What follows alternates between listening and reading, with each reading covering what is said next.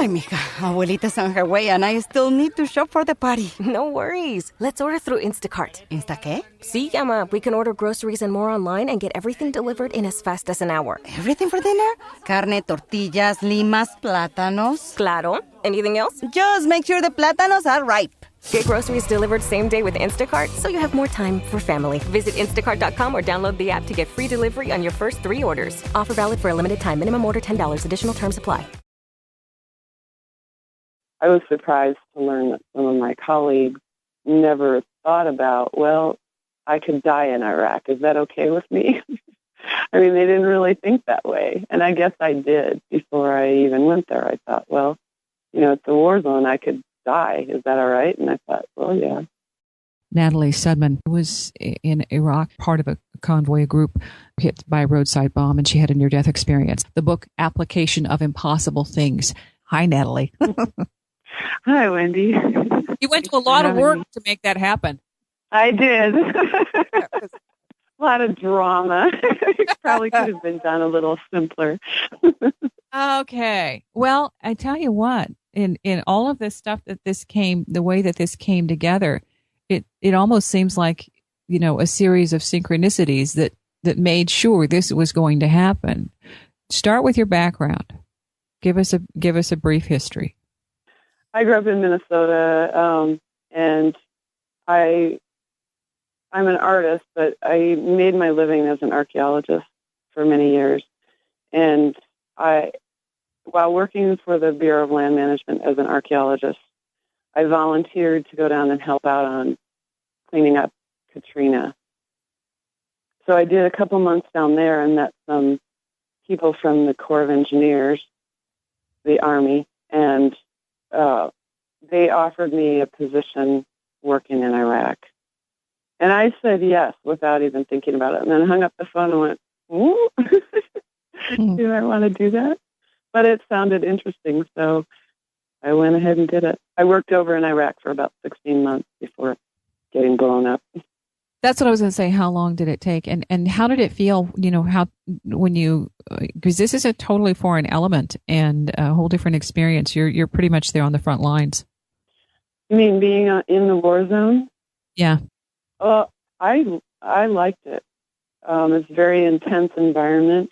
It's very present. You have to be very present. You're completely in the now. There may be no future, so you just totally dedicate yourself to the now. And with the dangers, you're always paying attention. You're on heightened alert. Yeah, it just feels really alive. I think that a lot of people who have been in a war zone feel the way I do, that you come back to this world and everything's so slow. And people get caught up in things that really don't matter. Unnecessary drama, maybe? And just the little decisions get really frustrating because the little decisions shouldn't matter, I mean, you're focused on your job, but you're also aware of life and death all the time, and that if you miss an appointment, it's not the end of the world. It's not going to kill you. Well, and in reading the book, what was it because this is a war zone, what was it in your life that compelled you to say, okay, this is where I want to be? Because you talk about the art background, and clearly that there's that quality of your life, but that's like a complete about face. So there was a catalyst there, or something that made you say, why not? Well, I don't think it was really out of character. I was working as an archaeologist for the BLM, so there's the archaeology interest in the Middle East. It's a very, very old civilization, and I just have always liked exploring unusual situations. I worked in Antarctica. I did field work all over the western U.S., working 10 hours a day for months on end. I like that intensity, and I like exploring little I'll call them microcosms of the world. You know, the war zone is a microcosm. Your whole world is that war zone. And archaeology was kind of the same way. Very intense, you know, totally focused on this, working with this small group out in the middle of nowhere. So those kinds of situations, I think, have always been interesting to me. So the war zone was just some kind of extension of that, maybe. Okay. The book Application of Impossible Things, Natalie Sudman is the author, and you were not just totally isolated because you always had a group, a protective unit of some kind around you, although the word protective might have been kind of just arbitrary. When you talk about the police. I lived on 2 different bases, and both of those air bases were pretty large. And, you know, so we weren't on the front lines, so to speak. There kind of weren't any front lines, but we did get rockets coming into base, rockets and mortars a lot. And in fact, for a few months there was probably 12 barrages a day, 10 or 12 a day. And I did go out on the road a lot outside the base. And these were fortified bases. But I did go outside the base a lot, and we traveled in a convoy, so I had 10 armed men guarding me every time I went off base. I think, you know, I was not a frontline soldier. I wasn't going out every day and walking the streets. I was going out 3 to 7 times a week visiting construction projects off base. And how safe are the roads you're traveling on? Well, relatively that's hard speaking. to say. I mean, it was relatively safe when I first got there, and then they got less and less safe the longer I was there. I was in southern Iraq, and when the surge went on up north, it pushed a lot of the violence down to where I was. So it got a lot hotter down there. But, you know, I didn't plan our route, and I didn't do the intel on our movements off base. So I can't really say how dangerous it was. In a way, I never knew. I mean, it was kind of, I left that up to the professional to find me a safe route to get to where I needed to be. And I always knew that, you know, anytime you move around, you know, in a country that's unstable like that, the chance is always there. I was surprised to learn that some of my colleagues never thought about, well, I could die in Iraq. Is that okay with me? I mean, they didn't really think that way. And I guess I did before I even went there. I thought, well, you know, it's a war zone. I could die. Is that all right? And I thought, well, yeah, I can live with that. I don't have any kids. I can live with that. Yeah. Married. Okay. Yeah, I can live with that. Uh-huh. Okay. Well, I just want to make it a little more, I mean, because when you're talking about something, I wasn't in the war zone, and I'm thinking, well, that's a hot area with 12 hits a day, and you just became acclimated to it. And then when it became even hotter as the fighting came to your area, the thing about it is it also is what we forget here in the U.S. We don't have to worry about the roadside bombs. We don't have to worry about the, being abducted, kidnapped, or intercepted somewhere on the way to the grocery store or, down the block. And what you're talking about there is a potential reality because you're in an area that is extremely unstable. But it seems like with your job as your focus, that's what kept you stable. Well, and it was, even the war was fascinating to me. I mean, it's pretty fascinating to be in a place where things blow up. I think people who have not been in a war zone don't really understand that the war is not going on everywhere. And in a place like Iraq, there is no front line. There are places that are more dangerous and less dangerous, but the violence there's a lot of space between violence, and there's a lot of time between violence. So, you see the news over here and you think, oh, Baghdad is just one big car bomb. Well, it's not. Natalie Sudman giving us the background for what it was like when she was living in Iraq. Consequently, she is blown up, unlike any other near-death experience you're going to hear about, collaborating with her spirit helpers on how to put the parts back together. Wendy's Coffee House, KCMO Talk Radio. KCMO Talk Radio, my guest, Natalie Sudman, Application of Impossible Things, that's the name of the book, setting up the background for the story. Daily life in Iraq. People are going about their daily business, and 95% of them are not affected.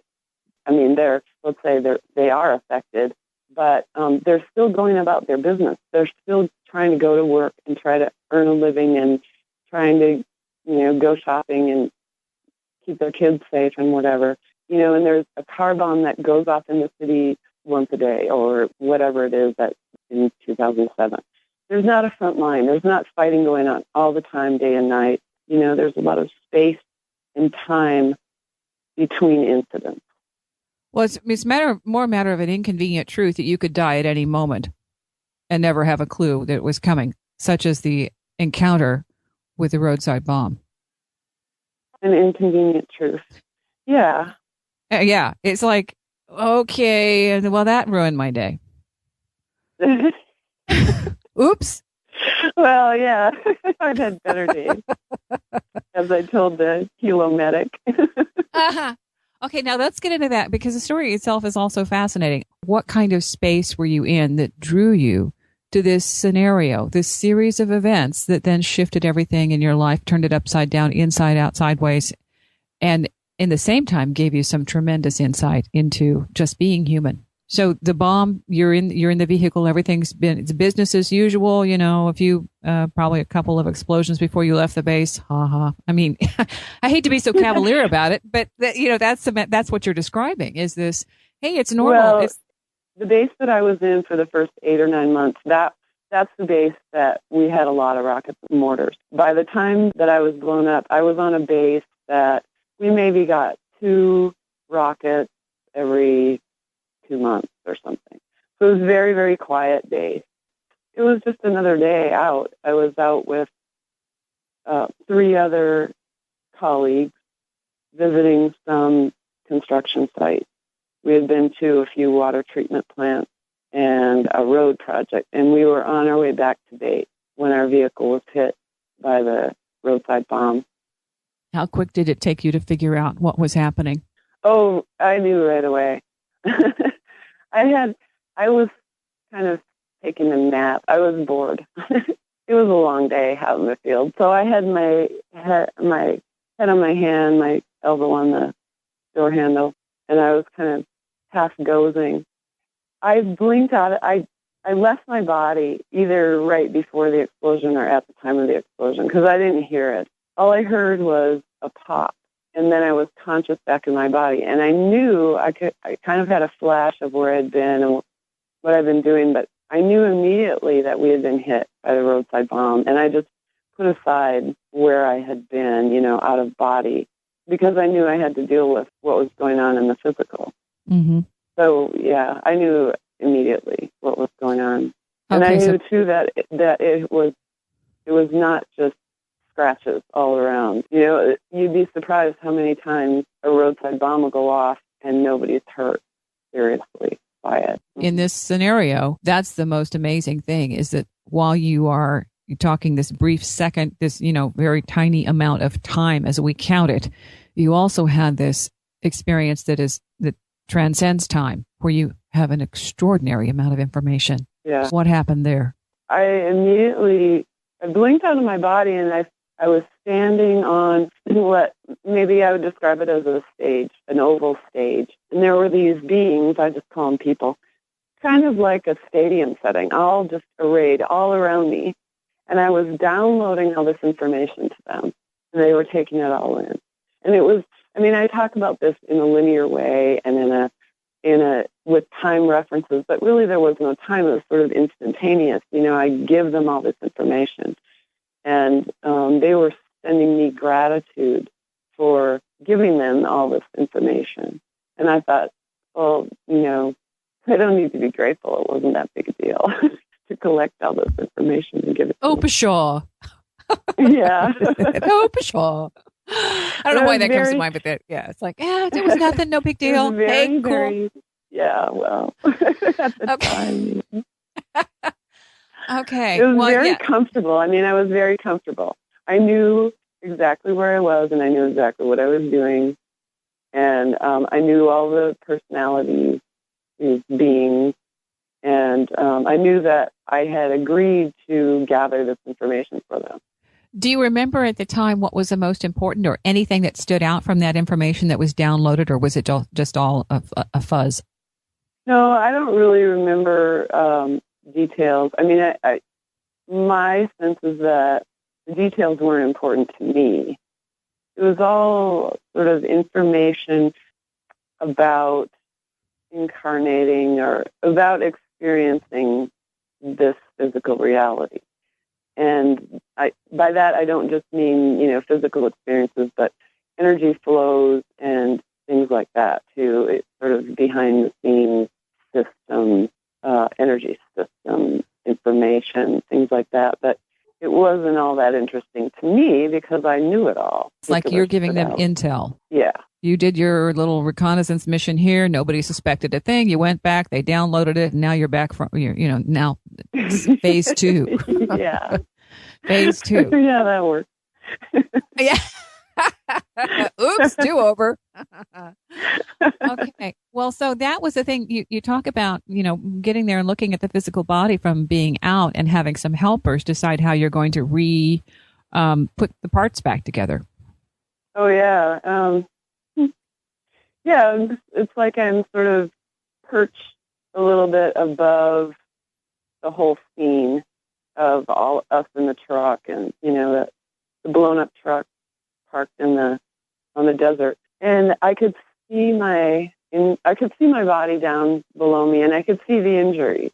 And they were a lot worse at the time than what I ended up with. But these friends and I were kind of playing around with the extent of my injuries and deciding what would work best for me to situate me in order to do the work that I had agreed to do. You had a few stipulations that, okay, now if I am going to continue, ground rules. I did, yeah. Well, and it wasn't necessarily, I mean, that's how we think of it. For us, everything is a bargain. It's not like that there. All you have to do is ask. Is it more they of were saying, we would like you to do this, and I could agree or not agree. That's fine. They're just offering this. And I said, I would like this help. And they agreed. It's that simple. It's not a bargain. It's not a trade agreement. It's not I don't know. It sounds like you want a larger card, a playing hand. Instead of just having 5 cards, you wanted 12 this time. Yeah, I wanted a little help in remembering, you come back into the physical and your focus is so intense that it is easy to lose the understanding that the non-physical and the physical are all one. And I wanted reminders of that. And I wanted some help in remembering the non-physical is real, too. This is a story that is impossible to go over in just an hour. It's just application of impossible yeah, there's things. A lot there, yeah. You are also an intuitive person. You came back with more insight, and I wanted to share how that, what that is like now and what the difference is and how they did give you some more reminders that all that is present 24/7 and we're not disconnected. We are part of something. Natalie Sudman back in a few. KCMO Talk Radio.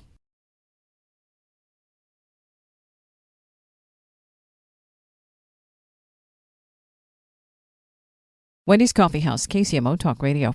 Application of impossible things. Natalie Sudman. her story of the near-death experience in Iraq. There's a point in the book, you talk about the whole self being so much more, and you get back into this physical body, and sometimes you lose pieces of that. Can you go into how that felt, or what that space is like? It's completely effortless. You can imagine anything. Your awareness actually opens up. If you become aware of what you're thinking and what you're imagining and what you can think and what you can imagine, it's infinite. You can imagine anything you want. And that's a taste of how effortless and how expansive the non-physical is, and the whole self. We're used to actually editing out a lot of what we perceive. We'd be overloaded. Our brains couldn't really handle it if we were all the time aware of what we were hearing and tasting and feeling and touching and seeing. Imagine if you could be aware of all of that all the time, everything that's going on around you all the time, and not be overloaded. Maybe that's a little bit of a taste of the level of awareness that the whole self functions on. And then, you can focus down to one thing just in a similar way that we might focus down to listening to one piece of music or writing a letter or something. You kind of tune out everything else that's going on around you and focus on that one thing. And for the whole self, being in the physical body is that kind of a focus.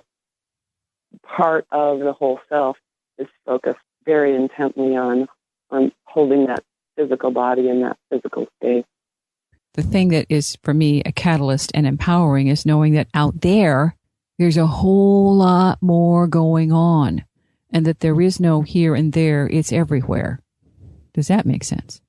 Yeah. I mean, people talk about the physical and non-physical, or the spiritual and the worldly, as if they're two separate things, but they're not. I mean, they're totally interrelated. As soon as you set up that duality in your mind, then you start to go, oh, there's a separation. How do I be a spiritual being, or how do I connect with my non-physical self? But it's right there. I mean, it's already in you. It's already an influence. So it's just becoming, all you have to do is pay attention and start to become more aware of it. And as you become more aware of it, it becomes more and more integrated in your thinking. It's already integrated in your reality, is the way I think of it. But it's just becoming aware of that. When you're talking about it being more integrated in your thinking, is it easier now for you to see the bigger picture around others in addition to yourself? Yeah, it is. What changed? I think, I don't know how to describe that. Before I got blown up, this was not a totally new experience for me. I mean, I've talked with spirits and seen things ever since I was a little kid. So that part of it was not new to me. But having this kind of experience, it was a confirmation that was nice to have. A really solid confirmation that I now carry this around with me as an experience. It's not, people might read my book and they understand the concepts, or they believe the concepts that I try to describe, but it's believing something and actually experiencing it is different. When you experience something for yourself, you have that knowing that nobody can really shake. Yes. You know that it's true. Absolutely. And for that, your experience is tangible. It's something that is a part of your energy. So there is no way of shaking that from you, because it isn't like a piece of clothing. It's a part of your structure now. Right. Mm-hmm. So with that added element, is your spirit connection much more dynamic?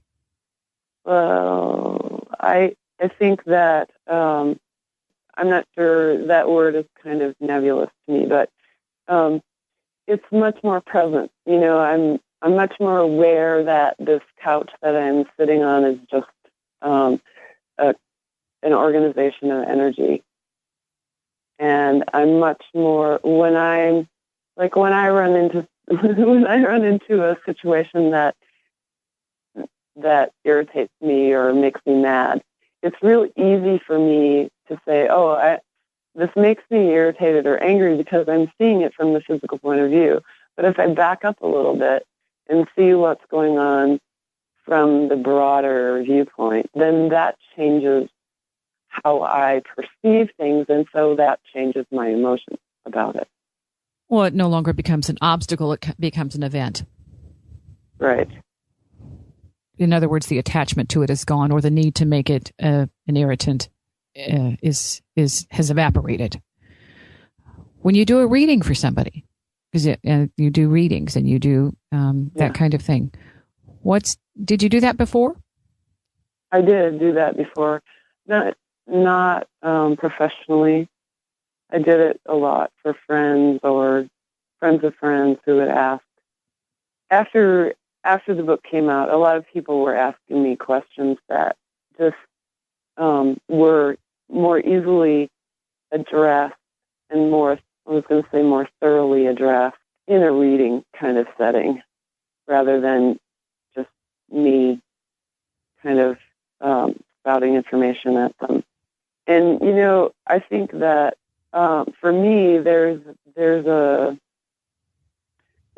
place where I want to just heal the world, Mm-hmm. I just want to give it all away. And part of the personal experience of having this was realizing that my skills are different from a lot of people's skills, and it's okay to ask for compensation for that, whereas before I think I had some trouble doing that.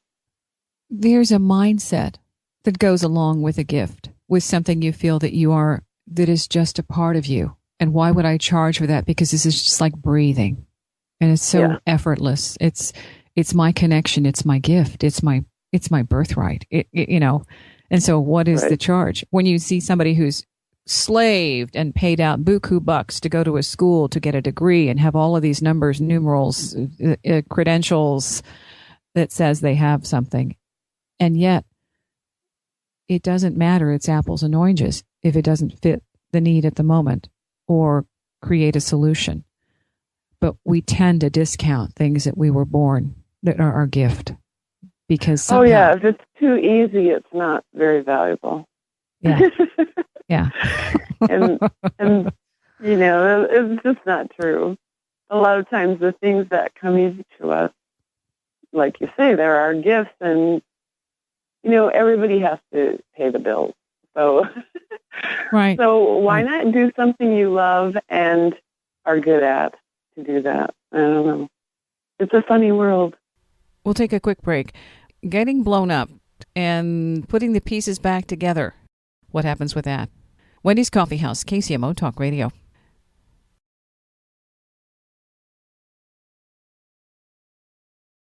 Wendy's Coffee House, KCMO Talk Radio. Back with Natalie Sudman, application of impossible things.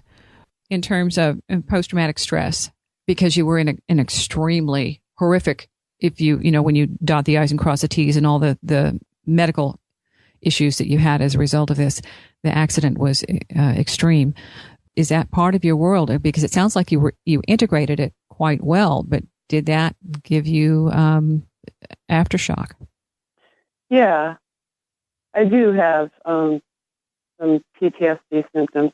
Some of them I think of more as culture shock, sort of lasting culture shock things. Like for the first few months, any loud noise and I was flat on the floor. Yeah. And once I was up and walking, I would walk to the grocery store, and if there was trash or a little pile of leaves or something by the road, I would cross the road to the other side and go around them, because that's the kind of thing where bombs were hidden in Iraq. So I wasn't going to go there. And so there were a lot of those kinds of things. And some of them, it's not like that anymore. I mean, I'm not flat on the ground at the sound of an explosion, but I do still flinch, and I live in an area where there's a mine, and every once in a while, like for the past 2 days, they've been blowing things up. And I realize that I tense up and start to just kind of brace myself, even a split second before I consciously hear the explosion. So that kind of thing goes on. But I also I have some hyper alert kind of tendencies, that kind of anxiety that I manage. They're all right. I'm not as bad as a lot of people. And I had sleep issues for a long time, for about a year. I didn't sleep more than 2 or 3 hours at a time, and I would wake up and just kind of check, what can I hear? Is anything weird going on? See any shadows? No, okay, I can go back to sleep. And that didn't end until I did a workshop at the Monroe Institute, and I haven't had any sleep issues since then. So that was incredibly healing. Yeah, that was incredibly healing. I mean, when you don't get enough sleep, my brain either goes a million miles an hour, on 15 different subjects, never really engaging any of them in any constructive way, or it locks down onto one subject and it just won't let go. It's just obsessive. It just goes over and over and over the same ground. And some of that was my PTSD symptoms, but some of it was just not getting enough sleep. And so once I was able to sleep through the night, some of my PTSD symptoms just disappeared. A lot of that anxiety really leveled off. So yeah, that was incredibly healing. Well, and then you have an idea of how disempowering some kind of mind-shattering experience like that can be. Yeah. And it's not something we can anticipate. I'm not sure what I'm not. Well, I think that on some level we do anticipate it. We kind of have ourselves programmed out of paying attention to it, or our conscious minds don't have anywhere to file that kind of information. Or, if I know that, then what am I supposed to do about it? So I think we block some of that out, even though we maybe do know. I had, for a couple months before I got blown up, I was thinking about extending. I was going to stay for another 6 months or a year in Iraq. And I kept thinking, I would catch myself thinking, I have to go through my stuff and start getting rid of things and packing up stuff to send home. And then I'd go, wait, why am I thinking that? I'm not going home. I'm staying. But that happened over and over. And I thought, something weird is going on. I wonder if I'm going to be sent home, or, I don't know. I wonder what's going to happen. Well, what's going to happen is I'm going to get blown up. Mm-hmm. But there was nowhere for my conscious mind to, maybe my conscious mind would have responded to that with a lot of anxiety that it didn't need to go through. I don't know. I think that we can and often do know things that we just tune out. You talk about in the book about the thing that you might have considered, or at the point that you wrote the book, considered one of the most powerful bits of knowledge, the most useful, and how you encountered your daily world then as opposed to now. And emotions are part of that you've learned from your emotions. Well, yeah, emotions are, I think a lot of people feel maybe like their emotions are they're maybe victims of their emotions that feel that way. But what I realized very clearly and what I experienced is that emotions are just indicators.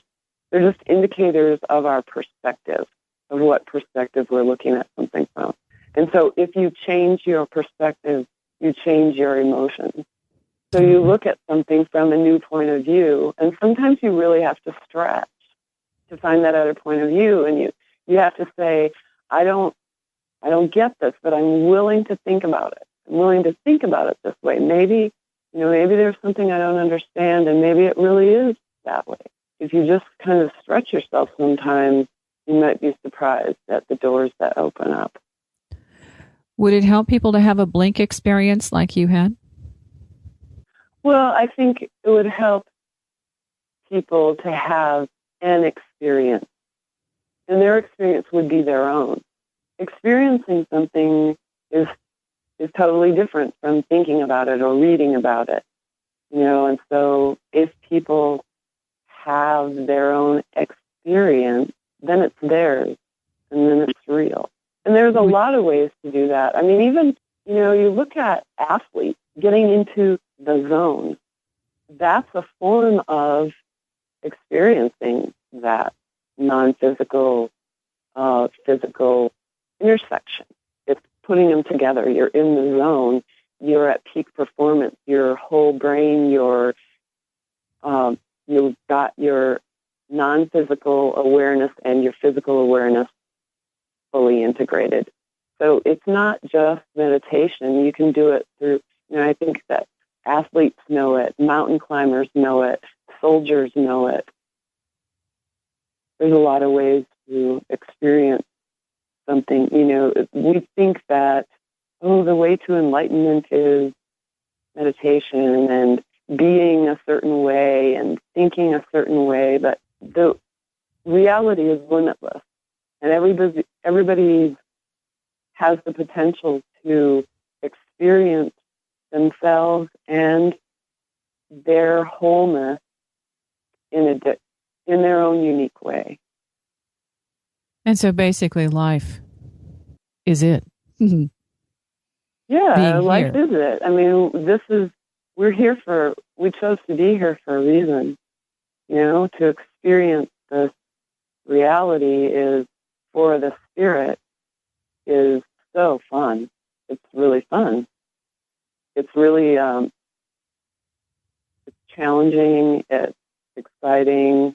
It's a real high, and maybe not for everybody, but certainly is for my spirit. Well, to me, this is definitely something that you were given an opportunity to come back from, and I think it was interesting that the person you were also the other person who came through this and was given a medal along with you, the Defense of Freedom Medal. It was his first time. It was his first trip to project sites and only his second time off the base.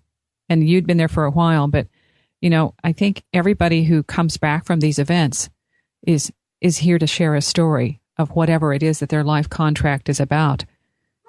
Do you have any kind of a solid piece that says, I am here because, or is it too? Well, I think that the reason I'm here is not important to other people. I think that, I know what I'm doing, and I think that people should be more interested in what they're doing. I agree. I say in the book, I don't want people to get distracted by thinking, oh, wow, she's doing this big important thing or something. I'm not doing anything more important than you're doing. Everybody on earth is doing something important. And that's a great Everybody matters. Yeah. Application of impossible things. Natalie Sudman, her story of the near-death experience in Iraq. And it's more than just that. You had a whole lot more to add that had nothing to do with Iraq, just about being human and the expansion that comes along with this kind of event. Application of Impossible Things is available at Amazon. And check out her website, traceofelements.com. Readings, she's pretty much booked, but get your name on the list. Natalie Sudman, an incredible story. I'm Wendy. Thanks for listening. Stay curious. Wendy's Coffee House, KCMO Talk Radio.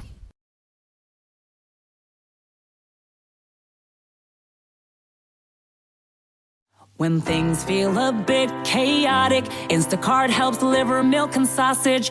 Add a little life to your cart. Get stuff from literally all your stores, from baby wipes to albacore. Add a little life to your cart. Instacart helps get your groceries. Your first 3 deliveries are free. Download Instacart. Add life to cart. Terms apply. Instacart shoppers know groceries. They know that you can't make guacamole with rock-hard avocados. They know how to quickly find those peanut butter pretzels you can never find. And they keep you in the know by giving you updates about your order along the way. Let Instacart shoppers help take shopping off your plate so you can get time and energy back for what really matters. Visit instacart.com or download the app to get free delivery on your first 3 orders. Offer valid for a limited time. Minimum order $10. Additional terms apply. Instacart. Add life to cart.